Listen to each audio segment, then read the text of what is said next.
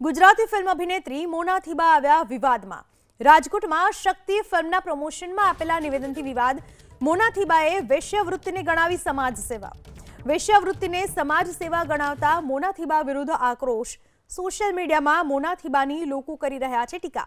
કેટલાક social media users મોના થીબાને ચર્ચા કરવા પડકાર ફેંક્યો। ફિલ્મ શક્તિના પ્રમોશન માટે રાજકોટ આવ્યા હતા ફિલ્મ અભિનેત્રી મોના થીબાના નિવેદનને લઈને કોંગ્રેસના મહિલા આગેવાને વિરોધ નોંધાવ્યો। કોંગ્રેસના નૈનાબા જાડેજાએ નિવેદનને ગણાવ્યું દુર્ભાગ્યપૂર્ણ। એક મહિલા તરીકે આવું નિવેદન દુર્ભાગ્યપૂર્ણ હોવાનું કહેવું છે નૈનાબાનું।